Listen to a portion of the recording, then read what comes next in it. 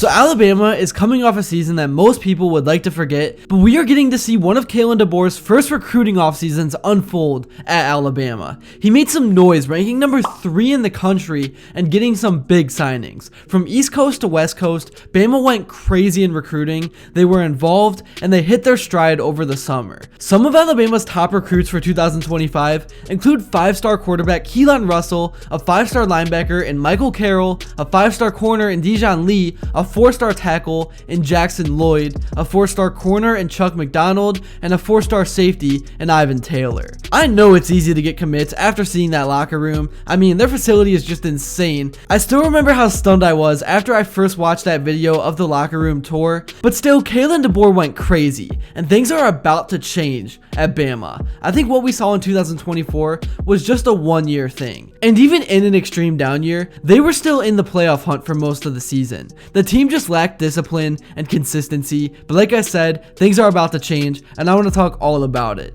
But before I begin, I would really appreciate it if you would drop a like and subscribe. It only takes 5 seconds, plus you can always change your mind. We are on the road to 50,000 subscribers, and with your support, I believe that we can get there super fast. The question we all had when Kalen Deboer got the job at Bama is if he could recruit. We saw him do it at Washington, but that was Washington. The standards in Tuscaloosa are much different, and the SEC is a different monster, but I think he just answered the question. I know Bama as a team struggled last year, but he proved he can bring in talent and can reload, and it's not easy to come right into a new program and have success right then and there. I think we all should cut him some slack as he continues to make the transition. I mean, look at how the New England Patriots transition from Bill Belichick and Tom Brady has been going. I think Kalen Deboer has this team on a much better trajectory to rebound. I also think because of the experience Deboer has out west, not only can he recruit from the south, but he can also grab talent from places like California. So it's almost like double trouble or double dipping.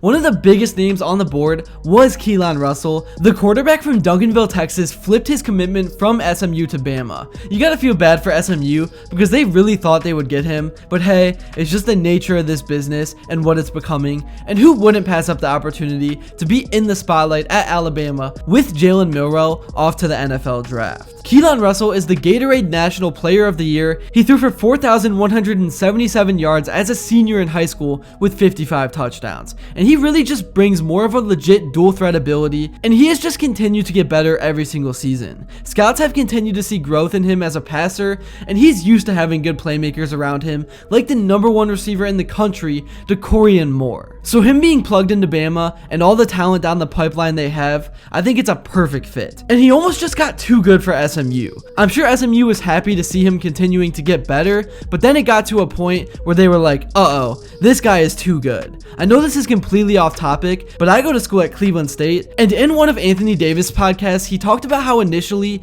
he was committed to come here, but then he grew like 6 inches his senior year of high school, and all of a sudden, the big dogs were on him. And then he went to Kentucky, I'm pretty sure. That is the exact same situation that SMU just went through. But I think the future of SMU football with this new NIL stuff is bright because of all the oil money they have access to. But it's just gonna take time for them to be able to keep those big recruits. And the crazy thing is that Russell may have actually taken less money to come to Bama. I know when you think Alabama, you think about all this money and stuff, but they didn't spend Ohio State money. They really were not throwing around all this extra cash, but they were still able to have the #3 recruiting class. Anyways, now let's talk Dijon Lee. This is a guy who is number 15 in the country and the number 4 overall corner. He was number 1 in all of California. He's a tall 6'3". He's around 190 pounds. He has a very high ceiling, and in high school, he really did everything. He was getting interceptions. He was returning kicks to the house. He was just your typical Swiss Army knife, and I think he's going to fit right into the new culture that Alabama is trying to build in the post-Nick Saban era. And let's talk about Ryan Grubb for a second, because he is the new offensive coordinator, and he was Kalen Deboer's OC at Fresno State and at Washington. And he was initially going to go with Deboer to Alabama, but then he got offered a local NFL job with the Seahawks, so he had to take it. It didn't work out, but now he is back in college, and the staff is still the same even with Grubb coming in to call the plays. Nobody was jealous he got the job, so we still with that hire are going to get to see some continuity with the offensive coaching staff, which I think will be huge for the returning players.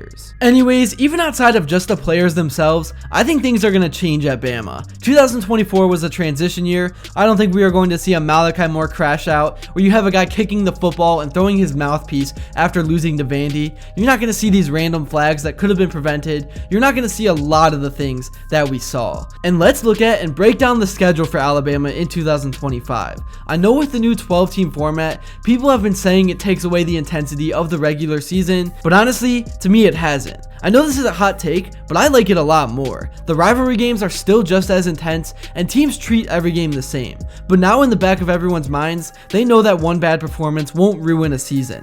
Honestly, I feel like the expanded playoff has made teams be more risky in their decision making. You can go for 2 now to win a game. We are about to see way more fun and thrilling moments happen throughout the regular season. Like the ending to that Ohio State-Oregon game early on was just ridiculous, so definitely expect more to come. But anyways, to open up the 2025 season, Bama will face off against Florida State. That's going to be an intense rivalry, but we all know what the Seminoles have been. They are a down bad program. This should be a nice easy way to start the season off 1-0. Then week 2 will be at home for the home opener against the ULM Warhawks. That's a nothing game. And then week 3 against Wisconsin is where things get interesting. We get to see a rare cross-conference matchup against the Big Ten, and Wisconsin is known for always having solid O-line play, and usually they can run. I mean, I just think back to the Jonathan Taylor days, but as of late, they have struggled, but every year is a new chance for a redemption. And then after an off week, the 4th game of the year will be against Georgia on the road. This matchup is always one of the best games of the year. It's one of the best atmospheres of the year. Obviously, I can't break down this game yet. There are way too many variables, but all I can say is it's going to be a fun one. Then after that, Bama will host Vandy. They will be looking for revenge and should be able to get it if everyone is locked in and focused. And then it's Mizzou, and then it's on to the Tennessee game. Tennessee is coming into this season being ranked number 19, but again, it's way too early to talk about the actual matchups. And then it's South Carolina, who is ranked number 10 early on, and then it's LSU, who's ranked number 8th. So man, that is a tough, brutal stretch right there. I'm sure out of those 3 games, coming out 2-1 would be considered a success. And then after that, we have a trap game against Oklahoma, and the final game of the year is a blowover at Eastern Illinois. So when I initially look at this schedule, I think a good season would be 10-2, and a great season would be 11-1. But let me know what you guys think in the comments below. That's really all I have to say for this video. Thank you all so much if you made it to this point, and if you enjoyed and haven't yet, please be sure to drop a like and subscribe, because your support truly does mean the world. It's definitely an interesting time to be an Alabama fan. I'm going to be covering this team over the next few months, so please hit that bell notification so you never miss another upload, and until next time, I will see you all later.